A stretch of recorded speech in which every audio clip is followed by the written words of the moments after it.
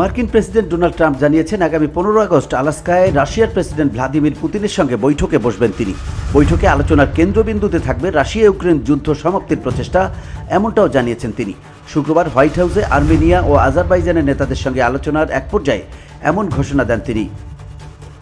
Donald Trump বলেন, আমরা রাশিয়ার সঙ্গে একটি বৈঠক বসতে চলেছি, তাদের দিয়েই আমরা শুরু করছি। তিনি বলেন, যে কোনো ধরনের শান্তি চুক্তির জন্য কিছু অঞ্চল বিনিময় করতে হতে পারে। ট্রাম্প পুতিনের বৈঠকের সম্ভাবনা নিয়ে কয়েকদিন ধরেই প্রশ্ন ঘুরপাক খাচ্ছে। বিশেষ করে পুতিনের বিরুদ্ধে আন্তর্জাতিক অপরাধ আদালতে গ্রেপ্তারি পরোয়ানা জারির পর তা আরও জোরদার হয়েছে। যদিও যুক্তরাষ্ট্র এই আদালতের সদস্য নয় এবং এর কর্তৃত্ব স্বীকার করে না, সেক্ষেত্রে আলাস্কায় পুতিনকে স্বাগত জানাবেন বলেও জানিয়েছেন Trump. VOD Bangla news desk.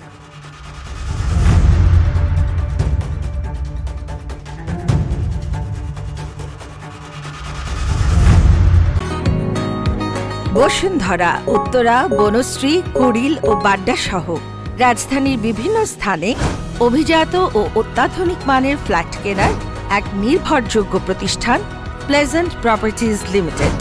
তাই আপনার স্বপ্নের আবাসনের জন্য আজই যোগাযোগ করুন।